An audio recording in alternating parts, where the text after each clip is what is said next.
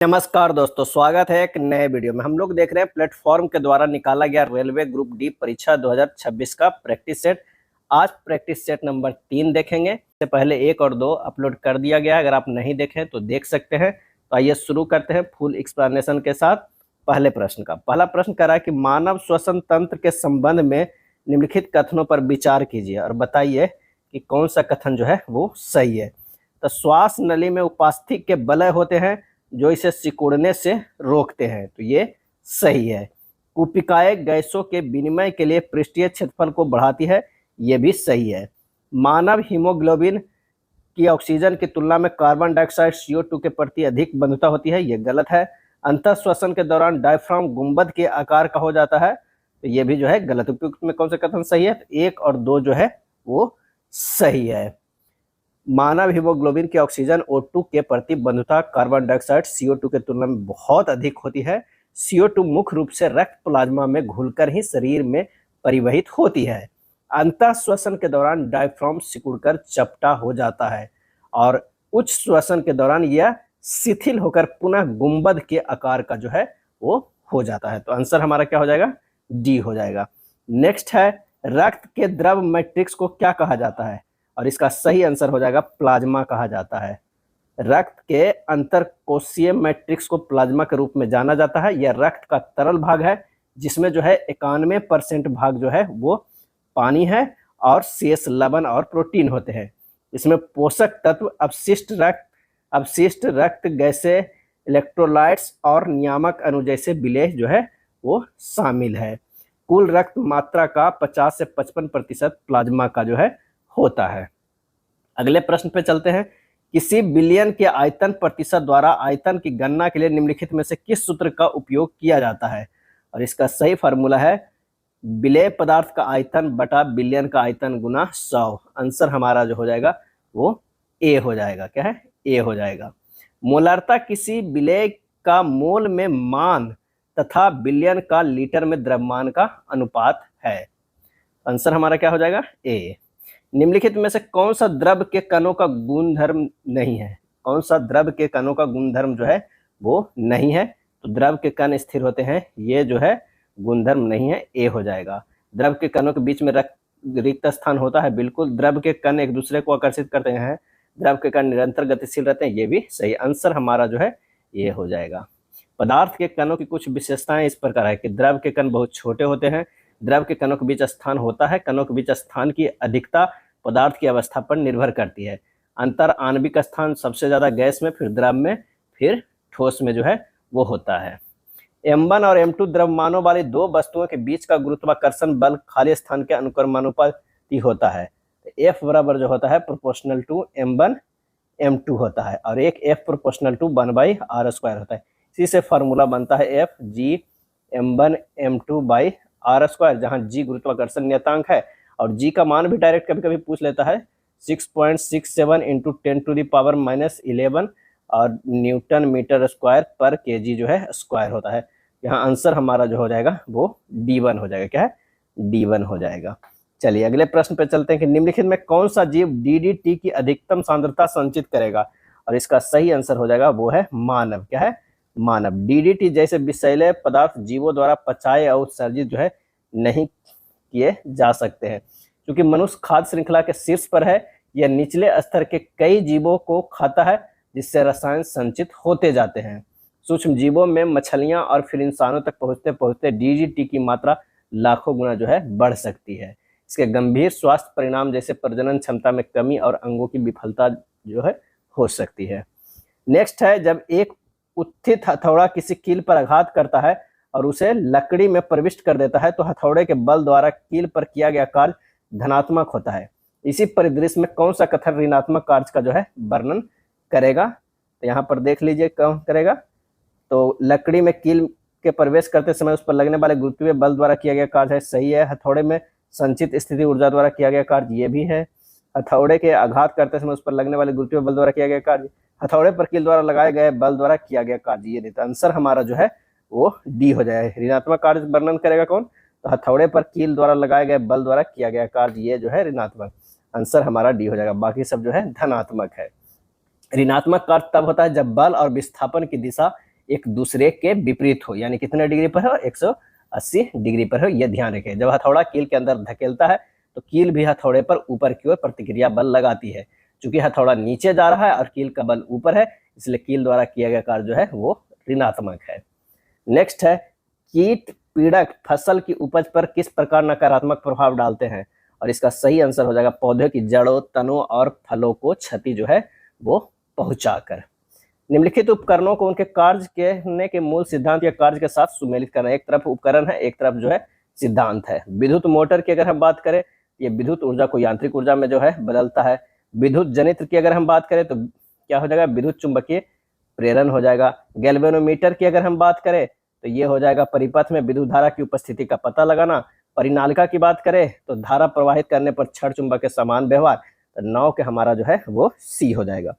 दी गए रेडॉक्स अभिक्रिया पर विचार कीजिए। MnO2 + 4HCl MnCl2 + 2H2 + Cl2, इस अभिक्रिया के संबंध में निम्नलिखित में कौन से कथन जो है वो सत्य है।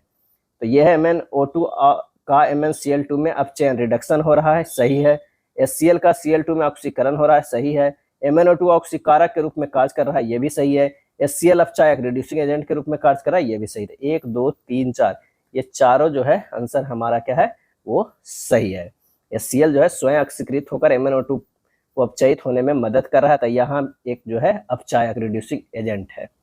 मेंडल के आनुवंशिक के प्रयोगों के संबंध में निम्नलिखित कथनों का विश्लेषण करें और बताएं सत्य कथनों का जो है वो चयन हमें करना है कि कौन सा है। तो जब शुद्ध लंबे टीटी और शुद्ध बौने टीटी मटर के पौधे के बीच संस्करण कराया जाता है तो F1 पीढ़ी में सभी पौधे लंबे थे, सही है। F2 पीढ़ी में लंबे और बौने पौधे का दृश्य रूप अनुपात 3:1 था, यह भी सही है। लक्षणों की वंशागति स्वतंत्र रूप से होती है, स्वतंत्र अपविवन का नियम, यह भी सही है।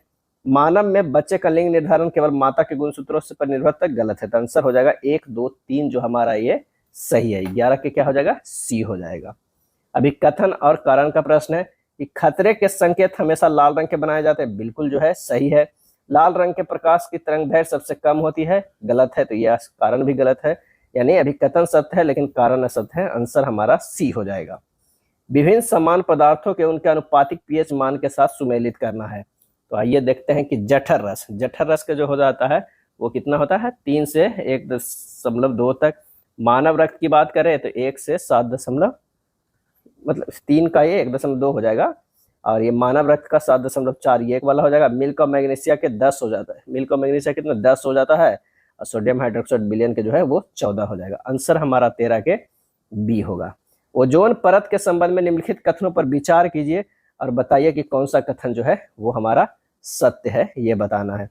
तो ओजोन O3 पृथ्वी की सतह क्षोभ मंडल पर एक घातक विष है, बिल्कुल सही है। समताप मंडल में ओजोन सूर्य से आने वाली हानिकारक परावैंगनी विकिरणों से पृथ्वी को रक्षा करती है, ये भी जो है सही है।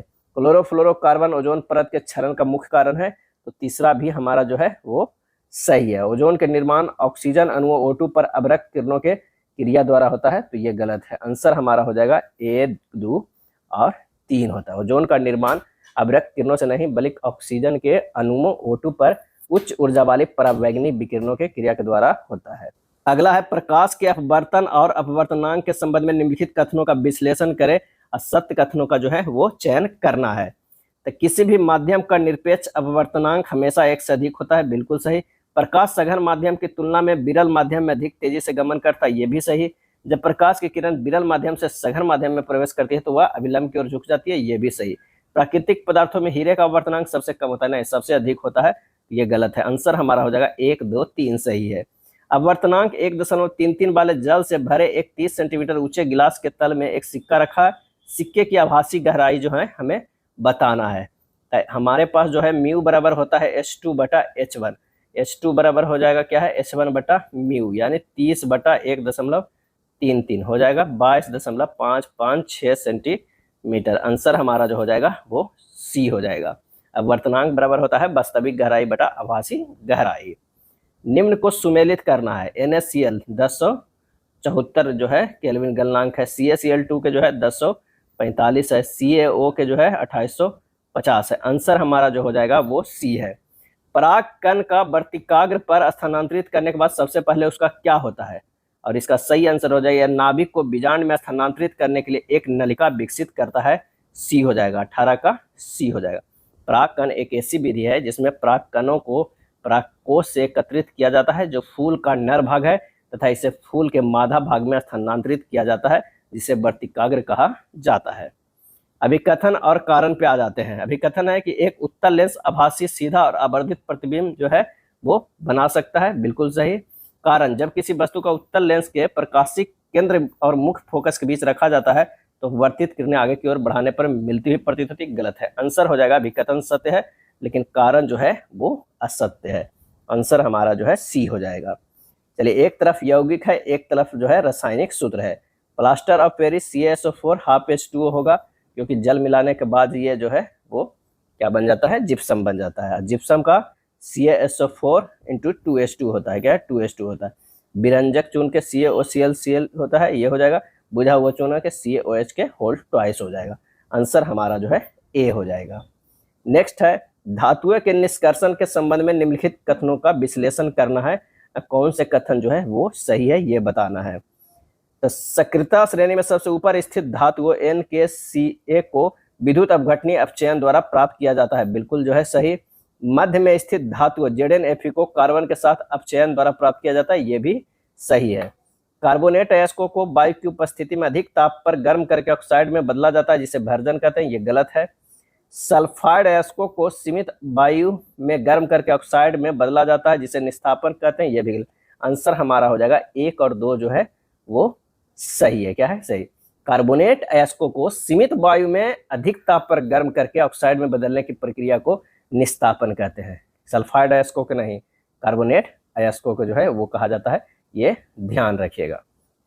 चलिए अगले प्रश्न पे आते हैं। अगला प्रश्न कह रहा है कि पादप हार्मोनों को उनके मुख्य कार्यों के साथ जो है सुमेलित करना है। तो ऑक्सिन, ऑक्सिन का जो हो जाएगा वो हो जाएगा प्रोह के अग्रभाग में कोशिकाओं की लंबाई में वृद्धि। जिब्रेलिन का जो हो जाएगा तने की वृद्धि में सहायता करना। साइटोकाइनिन का हो जाएगा कोशिका विभाजन को प्रेरित करना। और एब्सिसिक अम्ल का हो जाएगा पत्तियों को मुरझाना और वृद्धि का संदमन। आंसर हो जाएगा 22 का क्या है, ए हो जाएगा। विद्युत धारा के तापीय प्रभाव है ना, जूल लॉ ऑफ हीटिंग के संबंध में निम्नलिखित में कौन से कथन सत्य है ये हमें बताना है। तो उत्पन्न ऊष्मा प्रवाहित विद्युत धारा के वर्ग के अनुक्रमानुपाती होती है, बिल्कुल ये सही। H = I² होता है। उत्पन्न ऊष्मा चालक के प्रतिरोध के व्युत्क्रमानुपाती होता है, नहीं, ये भी H = R होता है। उत्पन्न ऊष्मा उस समय अनुक्रमानुपाती होता है जिसके लिए धारा जो है वो प्रवाहित होती है, उस समय के अनुक्रमानुपाती, यानी H = T होता है, क्योंकि H बराबर जो हमारे पास फार्मूला होता है I² RT होता है, हमारा ये फार्मूला होता है। तो आंसर हमारा जो है तीसरा भी सही है, पहला तीसरा। विद्युत फ्यूज विद्युत धारा के तापीय प्रभाव पर कार्य करता है, ये भी सही है। तो 1, 3 और 4 हो जाएगा। अभी कथन कह रहा है 24 का कि कार्बन परमाणु आयनिक बंध बनाने के बजाय अन्य परमाणुओं के साथ इलेक्ट्रॉनों की साझेदारी करके सहसंयोजक बंध बनाता है, तो ये बिल्कुल जो है वो सही है। कार्बन के लिए उत्कृष्ट गैस विन्यास प्राप्त करने हेतु 4 इलेक्ट्रॉन खोना या 4 इलेक्ट्रॉन प्राप्त करना अत्यधिक ऊर्जा की आवश्यकता और अस्थायित्व के कारण कठिन होता है, ये भी सही है। तो अभी कथन और कारण दोनों सही है और सही व्याख्या भी कर रहा है, तो 24 के जो है हमारा ए हो जाएगा। अगर 25 की बात करें तो अभी कथन है कि मानव नर में वृषण उदर गुहा में स्थित होते हैं, तो ये हमारा जो है 25 का ये गलत है। शुक्राणु निर्माण के लिए शरीर का सामान्य तापमान से 2 से 3 डिग्री सेंटीग्रेड कम तापमान की आवश्यकता होती है, ये सही है। आंसर हमारा हो जाएगा अभी कथन असत्य है और कारण जो है वो सत्य है, तो 25 के डी हो जाएगा। अब आइए अगला सेक्शन है जो मैथमेटिक्स का है। एक राशि 2 वर्षों के बाद 12,000 और 4 वर्षों के बाद 18,000 हो जाती है। यदि उस पर चक्रवृद्धि ब्याज दिया जाता है तो मूल राशि जो है ज्ञात करना है, क्या है 4 वर्षों की, 2 वर्ष और 4 वर्ष की है।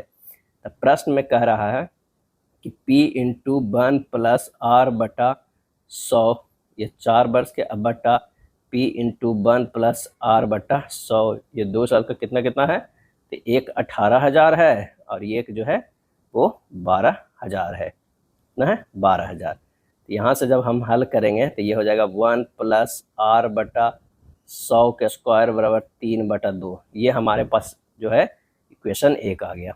और एक है P × 1 + R/100 के स्क्वायर जो है ये बराबर कितना है, 12,000 है, क्या है 12,000। अभी इसे और सिंपल करेंगे पी और 1 प्लस आर बटा कितना के 100 के स्क्वायर कितना है 3/2 है, इसके बराबर 1 को रख दिया, ये हो गया 12,000।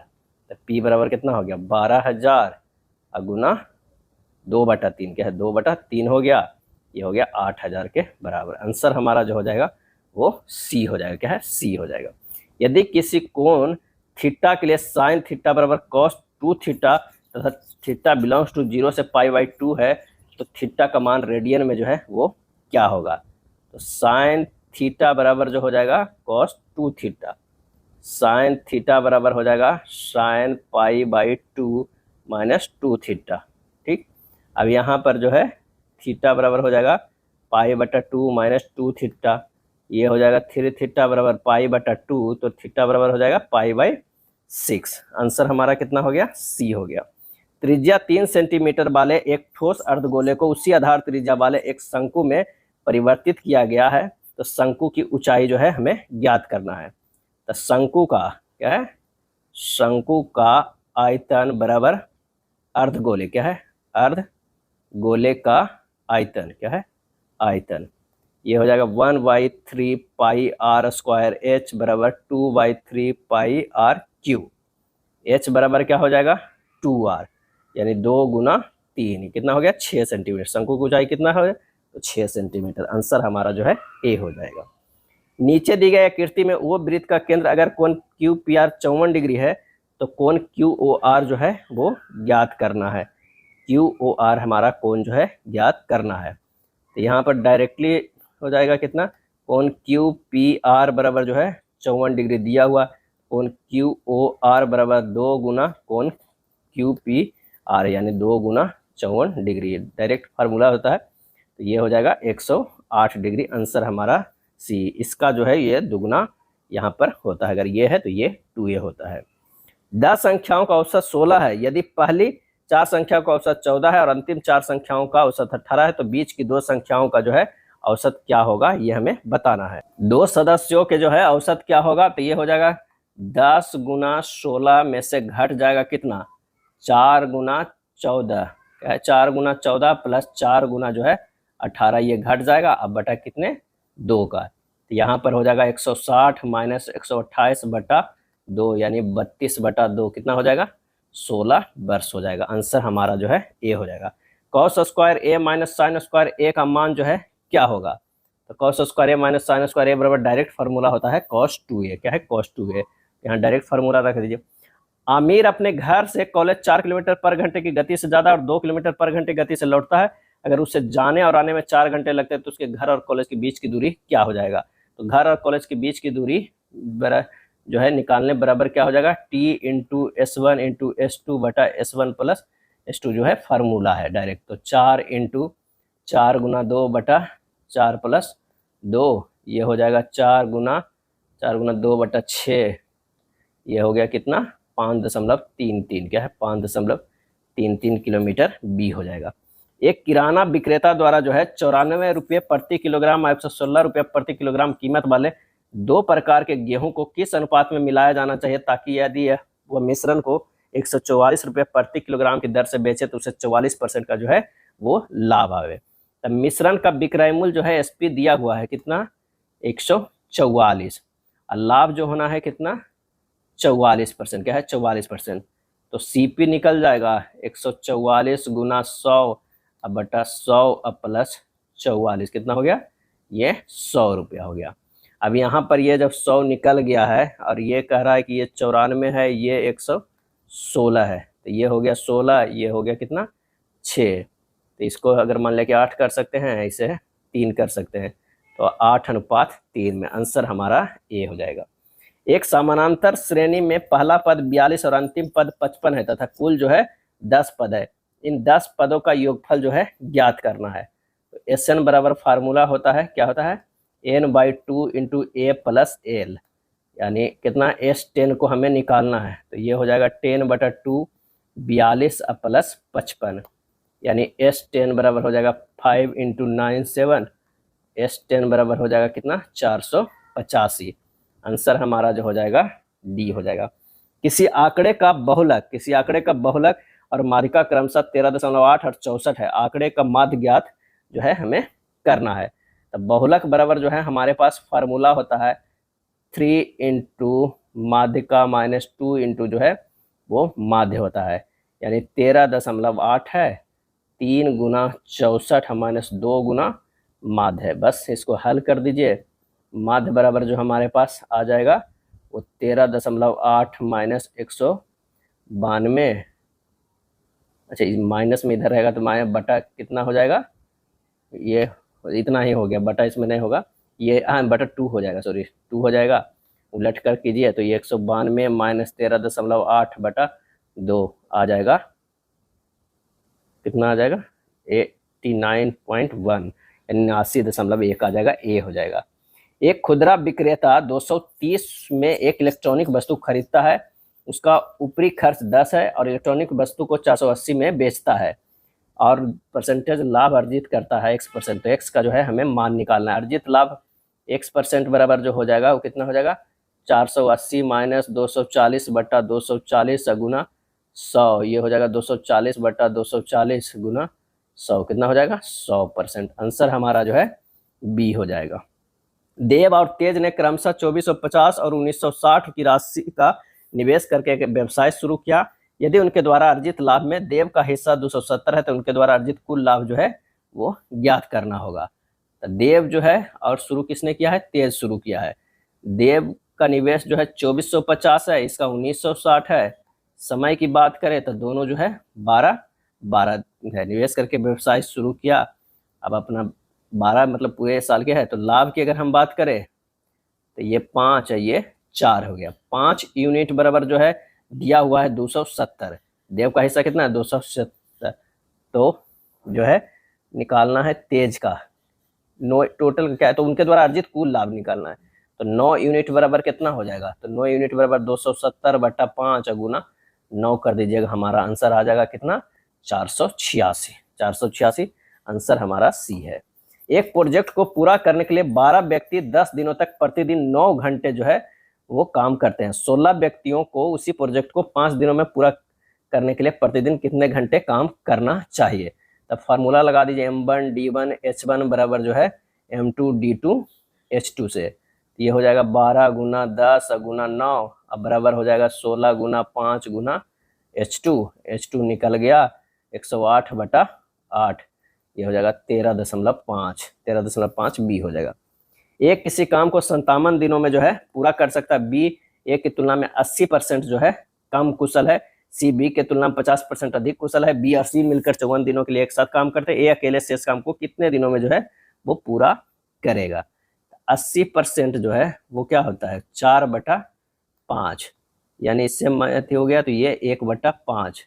50% की अगर हम बात करें तो ये कितना होता है हाफ, यानी अगर इसमें प्लस जोड़ेंगे तो ये हो जाएगा 3/2 हो जाएगा।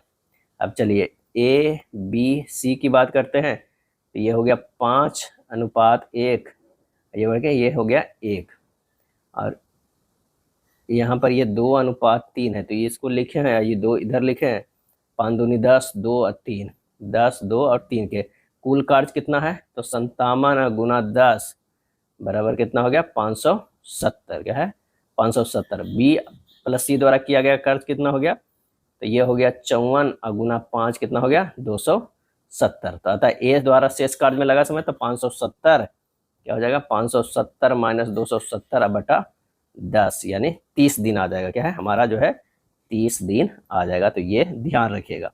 यहाँ पर कुल कार्य जो हो गया 57 गुना 10, यानी कितना हो गया 570। एक किसी काम को 57 दिनों में पूरा करते कितना 570 कार्य हो गया। अब बी प्लस सी द्वारा किया क्या कार्य कितना है, तो वो जो है वो 54 है, क्या है 54 दिनों, बी और सी मिलकर 54 दिनों में एक साथ काम करते हैं, तो 54 गुना 5 कितना हो गया 5 ही ना हो गया, एक का जो है क्षमता 2 और एक का 3 है, तो 3 2 5 क्षमता है, तो 5 से गुना कर दिए तो कितना हो गया ये 270 आ गया।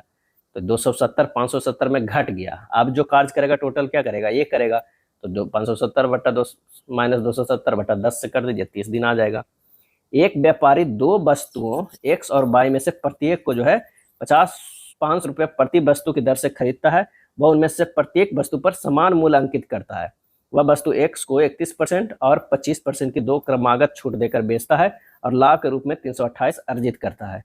यदि वह वस्तु बाई को 61% की एकल छूट पर बेचता है तो वस्तु बाई पर प्राप्त होने वाला लाभ प्रतिशत जो है वो ज्ञात करना है। तो जैसे जैसे स्टेटमेंट है उसी अनुसार जो है बनाते जाएगा। माना कि वस्तु जो है एक्स और बाई प्रत्येक के अंकित मूल्य जो है वो क्या है, एक्स है। एक्स और बाई का जो है अंकित मूल्य क्या है, एक्स है। अब एक्स गुना 60 जो है क्या हो जाएगा, 69% गुना जो है 75%, क्या है 75%, बराबर हो जाएगा 500 और प्लस 328। ये हो जाएगा एक्स गुना 69/100 गुना 3/4 बराबर 828। एक्स बराबर हो जाएगा 828 गुना 4/3 गुना 100/69, काट कूट कीजिएगा 1600 आ जाएगा। अब वस्तु बाई का विक्रय मूल्य क्या हो जाएगा, बाई का विक्रय मूल्य तो ये हो जाएगा 1600 गुना 39% यानी 624 रुपया। तो लाभ परसेंट बराबर जो हो गया 624 माइनस 500 बटा 500 गुना 100, तो हमारे पास कितना आ जाएगा 24.8%, क्या है 24.8% डी हो जाएगा। दो संख्याओं का महत्तम समवर्त और लघुत्तम समावर्त क्रमशः 5 और 180 है। यदि एक संख्या 45 है तो दूसरी संख्या जो है ज्ञात करें। तो दूसरी संख्या बराबर जो हो जाएगा वो कितना हो जाएगा, 180 गुना 5/45 कितना हो जाएगा, 20 हो जाएगा। तो आंसर हमारा क्या हो जाएगा, ए। अपने घर से समान चाल की 3/7 चाल से चलते हुए लक्ष्य अपने कार्यालय पहुंचने में 20 मिनट विलंबित हो जाता है। उसके द्वारा अपने घर और कार्यालय के बीच की दूरी तय करने में लगने वाला सामान्य समय जो है वो कितना है ये बताना था। सामान्य समय 3/7 माइनस 3 गुना 20 यानी 3/4 गुना 20 बराबर 15 मिनट हो जाएगा, क्या है 15 मिनट। आंसर हमारा डी हो जाएगा। एम का वह मान ज्ञात कीजिए जो निम्न समीकरण को संतुलित जो है वो करता है। एम का मान हमारे करना है। तो 16/5 के 13 है, इसको उलट देंगे तो क्या हो जाएगा, सीधे सीधे जो है आप उलटते चले जाइए, 5/16 कर दिए, 5/16 इसे उलटते हैं तो -13 हो जाएगा, गुना 5/16 है तो ये 16 ही रख देते हैं, अब गुना 5/16 इसे भी करते हैं -5 हो जाएगा, बराबर कर देते हैं 5/16 इधर है 6m प्लस 16, तो 16 में से कितना 13 5 कितना 18 हो गया, यानी 5/16 के पावर जो है -2 बराबर 5/16 के पावर जो है 6m प्लस 16 हो गया। तो 6m प्लस 16 बराबर -2, तो 6m बराबर जो हो जाएगा वो कितना हो जाएगा, -2 -16 यानी -18m बराबर हो गया -18/6 यानी -3। आंसर हमारा जो है ए आएगा, क्या है ए आएगा। यहाँ पर जो है इसे इक्वेट कर दिए हैं क्योंकि नीचे ये जो है दोनों के बराबर है। चलिए 44 नंबर प्रश्न कर रहा है, यदि x + 1/x बराबर -3 है तो x³ + 1/x³ बराबर जो है वो क्या हो जाएगा।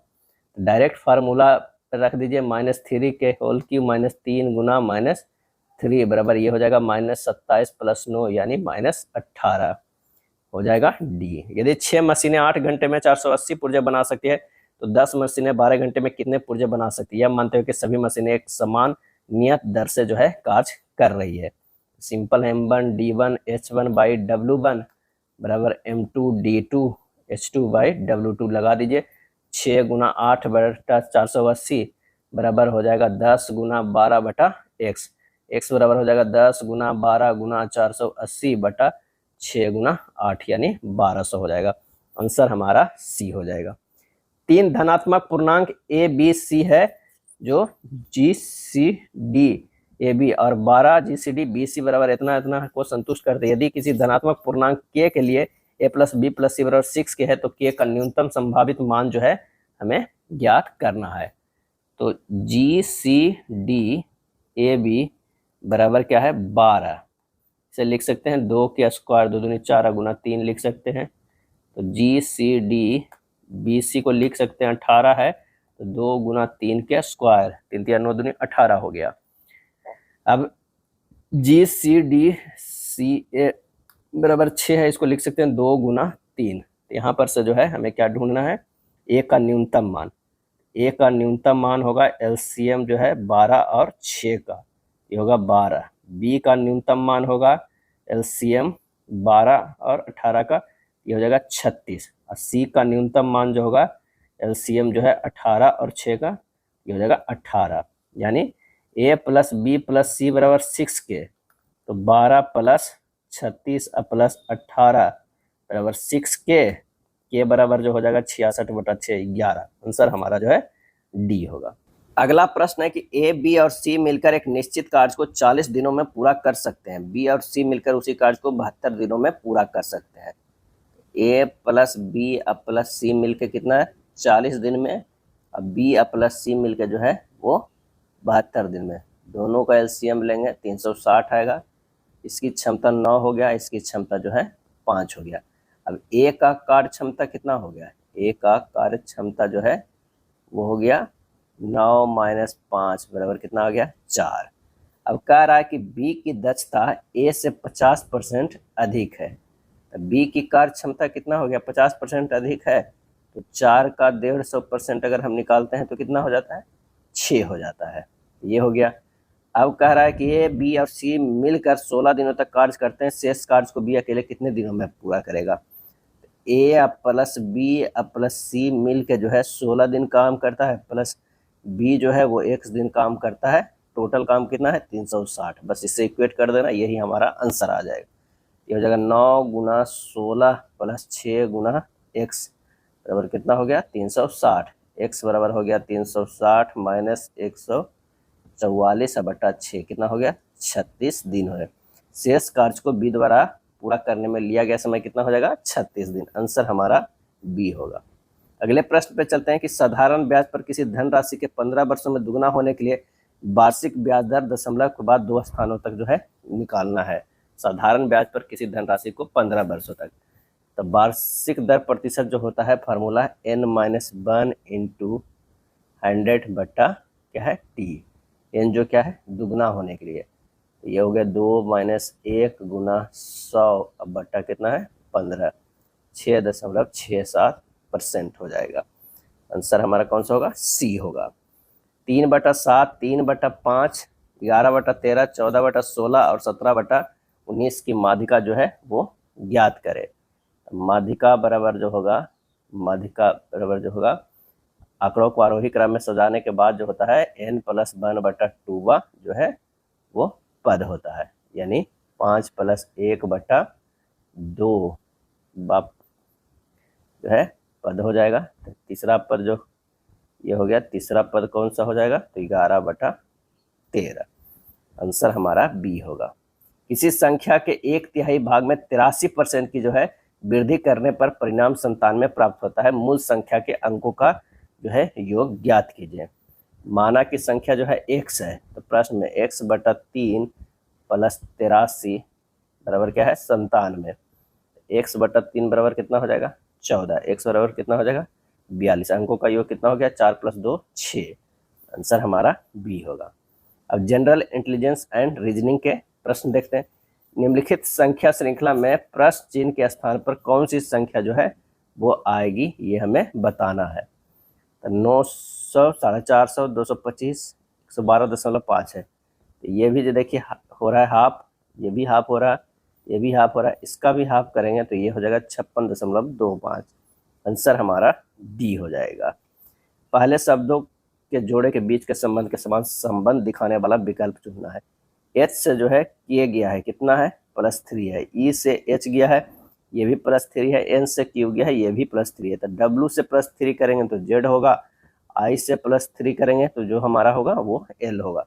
तो जेड एल का जो है ऑप्शन है डी में, यानी बामन का क्या हो जाएगा डी हो जाएगा।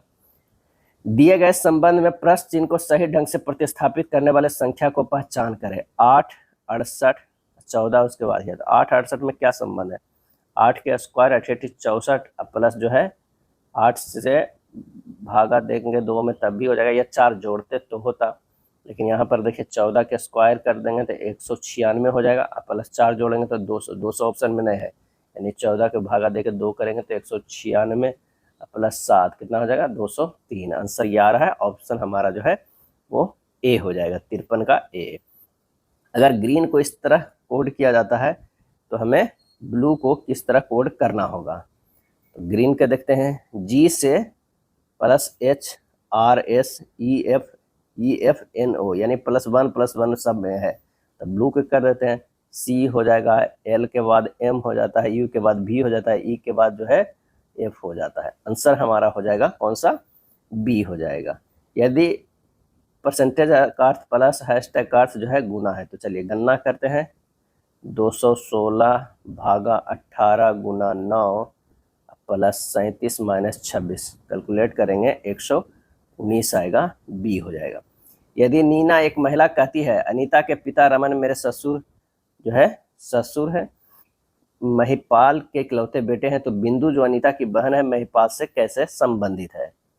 तो प्रश्न सजाते हैं। अगर ये महिपाल है, यदि नीना एक महिला कहती है अनीता के पिता रमन मेरे ससुर है, यानी अनीता के पिता जो है कौन हुए? रमन। रमन मेरे ससुर महिपाल के इकलौते बेटे हैं। ये इकलौते बेटे हैं, क्या है? बेटे हैं। ये जो है पति पत्नी है, ये नीना, और ये हो गया ससुर, क्या है? ससुर। नीना एक महिला कहती है कि अनीता के पिता रमन मेरे ससुर महिपाल के इकलौते बेटे हैं। अनीता के पिता कौन हुए? रमन, और नीना के ससुर कौन है? महिपाल। तो ये जो हो गया रमन और नीना क्या हुआ? पति पत्नी हो गया। तो कह रहा है तो बिंदु जो अनीता की बहन है, ये यहाँ जो है एक बहन है, कौन है? वो है बिंदु। जो बिंदु है महिपाल से कैसे संबंधित है? तो सिंपल सी है, ये पोती हो जाएगी, क्या है? पोती। आंसर हमारा डी होगा। नीचे 4 संख्याएं दी गई है जिनमें से 3 एक ही तर्क का पालन करती है। भिन्न संख्या ज्ञात करें, उसे उत्तर के रूप में जो है वो चिन्हित करना है। तो 1224, 1368 और 1476 सभी सम संख्या है, जबकि 1587 जो है वो क्या है? विषम संख्या है। आंसर हमारा डी हो जाएगा। चलिए इसे इस रूप में लिखा गया है, तो स्टार्ट को कैसे लिखा जाएगा? तो जी का जो है मान होता है कितना? GLUED, जी का मान होता है 7, L का 12 होता है, U का 21 होता है, E के 5 होता है, 4 है। तो ये हो जाएगा 7 दूनी 14, 12 दूनी 24 है, 21 दूना 42 है, 5 दूना 10 है, 8 है, यानी दुगुना करके लिखा गया है, सबका जो है दुगुना करके। तो बस स्टार्ट को लिख देना है। S का 19, T के 20, A के 1, R के 18 और T के 20। तो 19 दूना 38, 40, 2, 36, 40। आंसर हमारा जो हो जाएगा ए, 58 का ए आ जाएगा। दिए गए ऑप्शन में उस लेटर कॉम्बिनेशन को पहचाने जो नीचे दिए गए सीक्वेंस में सवाल बारे निशान की जगह आएंगे। तो P से जो है G गया है, कितना हो रहा है? -9, और O से F गया है, ये भी -9। तो निश्चित है कि G से जो है -9 जाएगा, तो हमारा क्या हो जाएगा? X आ जाएगा, और X में ऑप्शन एक ही है, आंसर हमारा C हो जाएगा। चलिए खाली अक्षर को है, आसान प्रश्न होता है, आंसर हमारा जो है ये A हो जाएगा। चलिए आरेख देखकर बताना है कि कितनी महिलाएं वक्ता है किंतु प्रोफेसर नहीं है, और कितने प्रोफेसर वक्ता हैं किंतु महिलाएं जो है नहीं है। एक तो हमारा जो है 49 हो जाएगा कि कितनी महिलाएं वक्ता है किंतु प्रोफेसर जो है नहीं है, तो ये वाला 62 वाला आंसर होगा, ये 62 वाला। और दूसरा हम कह रहा है कि कितने प्रोफेसर जो है वक्ता है किंतु महिलाएं नहीं है, तो 49 वाला हो जाएगा। आंसर हो जाएगा 62 और 49, ए हो जाएगा, 61 का ए। चलिए नीचे निष्कर्ष दिए गए कथन के आधार पर सत्य देखना है। तो आइए देखते हैं। T<x, यह सत्य है, ये भी सत्य है, ये भी असत्य है, ये हमारा जो है वो सत्य है। देख लीजिए यहाँ पर से पता चल जा रहा है O > P है, तो आंसर डी हो जाएगा। नीचे दी गई प्रतीक श्रृंखला का अध्ययन करें और पूछे गए प्रश्न का उत्तर दें। ऐसी कितनी संख्या है जिनके ठीक पहले जो है एक प्रतीक और ठीक बाद एक जो है वो सम संख्या आता है? तो यहाँ पर जो हो गया, ये हो गया, कितनी संख्याएं के बारे में पूछ रहा है। एक ये हो गया, एक यहाँ पर हो गया, 2, अगर एक और बात किया जाए तो ये भी आ जाएगा, 9, 3, 6, ये भी। तो टोटल जो हमारे पास 3 आ जाएगा। अगला प्रश्न देखते हैं। 17 विद्यार्थियों के कक्षा में प्रत्येक विद्यार्थी ने अलग अलग अंक प्राप्त किए, एक स्थान ऊपर से 9वां है, यानी 1, 2, 3, 4, 5, 6, 7, 8, 9वां है, यानी यहाँ पर जो है वो ए है, इसका 9वां। जबकि बी का स्थान नीचे से 11वां है, तो नीचे से 11वां जो होगा तो यहाँ पर जो आ जाएगा बी आ जाएगा, क्या है बी आ जाएगा, क्योंकि 2 2 4 2 6 जो है ऊपर से ही रहेगा, तब तो 6 और 11 कितना हो जाएगा, 17 हो जाएगा। अब ये नीचे तक अपना है। अब कह रहा है कि ऊपर से देखे जाने पर सी का स्थान ए से ऊपर है। अगर ऊपर से हम देख रहे हैं ए से ऊपर है, तो अगर मान ले कि ये यहाँ तो बी का है, तो यहाँ पर अगर हम ए सी कर देते हैं, सी का स्थान ए से ऊपर है किंतु बी से नीचे, तो देखिए स्लॉट खाली है ना, तो सी यहाँ पर हो जाएगा। ऊपर से सी का स्थान क्या हो जाएगा, 1 2 3 4 5 6 7 8वें पोजीशन पे आंसर हमारा जो हो जाएगा वो सी हो जाएगा। सही समय बताने वाले घड़ी में घंटे और मिनट वाली सुइयां 48 घंटे में विपरीत दिशाओं में कितनी बार जो है वो सीधी होगी, और इसका आंसर हो जाएगा वो है 88 बार। घड़ी की दोनों सुइयां 24 घंटे में समपाती होगा 22 बार। घड़ी की दोनों सुइयां 24 घंटे में विपरीत भी होगा 22 बार। तो घड़ी की दोनों सुइयां 48 घंटे में सीधी रेखा में होगी, 22 + 22 गुना 2 कितना हो जाएगा, 88। कथन है प्याज की कमी और कुछ व्यापारियों द्वारा बड़े पैमाने पर जमाखोरी के कारण प्याज की कीमतों में काफी ज्यादा वृद्धि हुई है। निष्कर्ष एक, सरकार को जमाखोरों पर कड़ी कानूनी कार्रवाई करनी चाहिए, किंतु जमाखोरी करने वालों पर कठोर जुर्माना लगाया जाना चाहिए। तो हमारा तो ये तो पालन करता है, लोगों को प्याज खाना बंद कर देना चाहिए और उसके बजाय आलू खाना चाहिए, ये गलत है। क्या है, ये गलत है। ये सब स्टेटमेंट जो है कि निर्मला सीतारमन का है, ये स्टेटमेंट गलत है। आंसर हमारा जो है वो बी हो जाएगा। यदि 10 अगस्त 2021 को मंगलवार था तो 18 सितंबर 2021 को सप्ताह का कौन सा दिन होगा। तो 10 अगस्त से 18 सितंबर 2021 तक कुल विषम दिनों की संख्या कितना हो जाएगा, 21 + 18 कितना हो जाएगा, 39/7।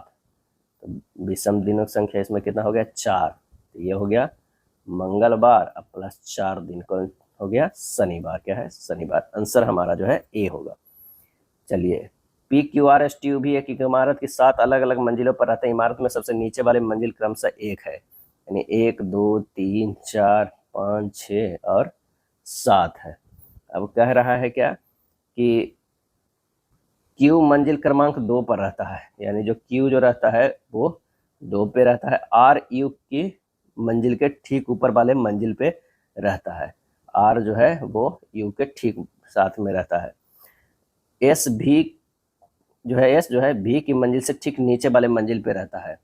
S जो है वो V से नीचे रहता है। चलिए, T और P की मंजिलों के बीच केवल 3 व्यक्ति रहते हैं। T और P के बीच में जो है 3 व्यक्ति। अगर मान लें कि T है तो 1 2 3 व्यक्ति, T और P के मंजिलों के बीच केवल 3 व्यक्ति। R सबसे ऊपर वाले मंजिल पे रहता है। चलिए, R को हम फिक्स करते हैं। R और P की मंजिलों के बीच केवल 1 व्यक्ति रहता है, R और P, तो यानी P भी यहाँ पर फिक्स हो गया। क्या है, P। R है तो U भी यहाँ पर आ गया। अब बच गया P और T, तो यहाँ पर जो 3 लोग रहेगा तो निश्चित है कि P है, ये 3 लोग है तो नीचे हो गया T हो गया। अब V S बचा तो V यहाँ पर हो जाएगा और S है क्योंकि साथ ही रहता है, तो बन गया P किस मंजिल पे रह रहा है, तो P जो है वो 5वीं मंजिल पे रह रहा है। आंसर हमारा जो है D हो जाएगा। डायरेक्शन का प्रश्न है, आसान होता है, सॉल्व कर लीजिएगा, D होगा। यदि संख्या इतना के प्रत्येक विषम अंक में से 2 घटाया जाता है, प्रत्येक सम अंक में 1 जोड़ा जाता है, तो इस प्रकार बनी नई संख्या में कितने अंक 1 से अधिक बार जो है आएगा। यहाँ पर हो जाएगा 8 1 9 1 3 3 3 5 7 7। अब नई संख्या में 2 अंक 3 और 7 1 से अधिक बार आते हैं, तो आंसर हो जाएगा 70 के D। कथन है कुछ कुरियर शिपमेंट है, ये जो है वो कुरियर है, ये जो हो जाएगा शिपमेंट है। अब कुछ शिपमेंट, सभी कुरियर शिपमेंट है, सभी शिपमेंट ट्रांसपोर्ट है। क्या है, ट्रांसपोर्ट है। कोई हॉल जो है ट्रांसपोर्ट नहीं है, ये हो जाएगा हॉल। कोई ट्रांसपोर्ट शिपमेंट नहीं है, गलत है। सभी कुरियर ट्रांसपोर्ट है, सही है, ये भी सही है, ये भी सही है। आंसर हमारा बी हो जाएगा। विकास ने बस स्टॉप पर बस पकड़ी, बस जो है पश्चिम की ओर 50 मीटर की दूरी तय की। ये भी डायरेक्शन वाला प्रश्न है, आसान होता है, बना लीजिएगा। आंसर हमारा सी हो जाएगा। 7 व्यक्ति है जो एक पंक्ति में उत्तर की ओर मुख करके जो है बैठा है, तो 2 3 4 5 6 7। परंतु जैसे के दाईं ओर केवल 2 व्यक्ति बैठा हुआ है, तो यहाँ पर निश्चित है कि के बैठेगा। उसके बाद के और एफ के बीच केवल 2 व्यक्ति बैठा हुआ, के और एफ के बीच केवल 2 व्यक्ति है, तो यहाँ पर जो हो जाएगा वो एफ बैठा है। ई और एच के बीच केवल 2 व्यक्ति बैठा हुआ है। ई और एच के बीच में 2 व्यक्ति बैठा हुआ है। एच के ठीक बाईं ओर है, एच के ठीक बाईं ओर है, तो एच है या 2 व्यक्ति बैठा हुआ है, तो यहाँ पर हो जाएगा हमारा ई हो जाएगा। उसके बाद कह रहा है एन एल के ठीक दाईं ओर बैठा है, एन जो है एल के, यही 2 स्लॉट खाली है एल और एन ना, और एक ये बच गया है, तो यहाँ पर जी को रख दीजिए। जी और एल के बीच कितने व्यक्ति बैठा हुआ है, तो जी और एल के बीच जो है 2 व्यक्ति बैठा हुआ है। आंसर हमारा 73 के बी हो जाएगा। चलिए अगला जो है वो ब्लड रिलेशन के है। तो पी प्लस क्यू जो है, तो पी जो है वो क्यू की पुत्री है, यानी क्यू ये हो गया पुत्री पी। उसके बाद आर, अरे क्यू और आर में देखना है माइनस में संबंध, तो जो है क्यू जो है आर का भाई है, क्यू जो है भाई है किसका, आर का। आर भागा एस है ना, तो यहाँ पर देखिए भागा वाला कौन है, आर एस का पिता है। आर जो है वो पिता है किसका, एस का। एस इंटू टी, एस जो है एस इंटू टी का क्या, एस टी की पत्नी है, तो ये जो है पति पत्नी है। तब यहाँ से निकल जाएगा कि पी का टी से क्या संबंध है, पी का टी से संबंध बताना है, यानी ये पत्नी के पिता के भाई की पुत्री, पत्नी के पिता के भाई के पुत्री। आंसर हमारा जो है डी हो जाएगा, क्या है, डी आंसर होगा। चलिए अगला भी है ब्लड रिलेशन वाला है, बना लीजिएगा। आंसर इसका जो हो जाएगा वो ए हो जाएगा। इसे एक बार देख लीजिए, सी माइनस डी है, तो सी डी की पत्नी है, सी जो है वो क्या है, पति पत्नी है डी का। डी गुना ई जो है, डी ई का भाई है, डी जो है ई का भाई है, यानी ई जो हो गया भाई है किसका, ई का। ई भागा एफ जो हो जाएगा, ई जो है एफ की पुत्री है, ई जो है वो एफ की पुत्री है, ये हो जाएगा पुत्री है जो एफ का है। और एफ प्लस जी क्या, एफ जी का पिता है, एफ जो है जी का पिता है, ये पुत्री है, तो ये भी जो है बहन हो जाएगा, ये पिता हो जाएगा, क्या है, पिता हो जाएगा। कह रहा है तो एफ का सी से संबंध, एफ का सी से संबंध, ये देखिए यहाँ पर है, तो यहाँ पति का पिता हो जाएगा, पति का पिता। आंसर हमारा ए। यदि शब्द आइडेंटिफाई के प्रत्येक अक्षर को व्युत्क्रमित अंग्रेजी वर्णमाला क्रम में व्यवस्थित किया जाए तो कितने अक्षरों का स्थान अपरिवर्तित रहेगा। तो दिया गया शब्द आई के, तो वर्णमाला क्रम में अगर देखा जाए प्रत्येक अक्षर को व्युत्क्रमित अंग्रेजी वर्णमाला क्रम में व्यवस्थित किया जाए, तो यानी D E I I N T T by होगा। स्पष्ट है कि 2 अक्षर टी और बाई का स्थान अपरिवर्तित रहेगा। आंसर हमारा जो है ए हो जाएगा। कथन है कि सभी चप्पल जो है वो क्या है, चाकू है, सभी चप्पल चाकू है, ये हो जाएगा चप्पल, सभी चप्पल क्या है, चाकू है। और उसके बाद कह रहा है कि सभी चाकू चूहे हैं, सभी नहीं, कुछ चाकू जो है चूहे है, ये हो जाएगा चूहे है। उसके बाद कुछ चूहे पिज्जा है, कुछ चूहे जो है वो पिज्जा है, ये हो जाएगा। कुछ पिज्जा चप्पल है, गलत है। कुछ चूहे चप्पल है, ये भी गलत है। आंसर हमारा 77 के जो है वो सी हो जाएगा।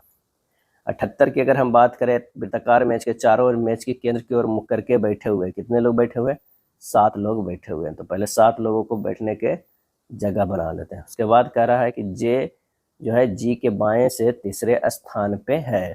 अगर मान ले कि जे यहाँ है तो जी जो है वो यहाँ है, जे जो है जी के बाएं से तीसरे स्थान पे है।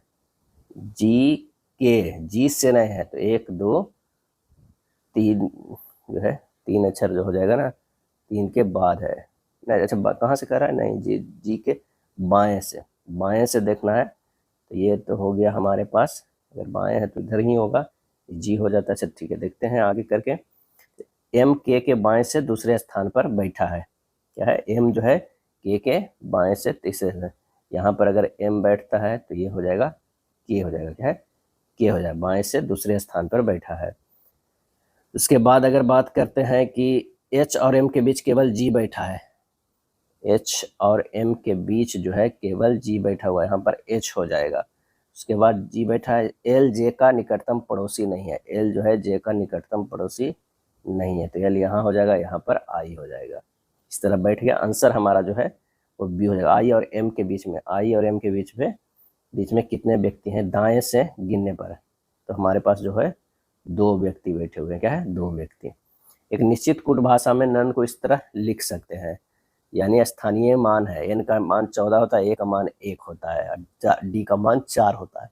तो गोपाल को भी स्थानीय मान से लिखा हुआ है, तो विश्वास के 2, 9, 19, 23, 1, 19 होगा। आंसर हमारा जो है सी होगा। चलिए, अंग्रेजी वर्ण वाला क्रम के आधार पर निम्नलिखित 4 अक्षर समूहों में से 3 एक निश्चित प्रकार से समान है, असंगत को हमें चुनना है।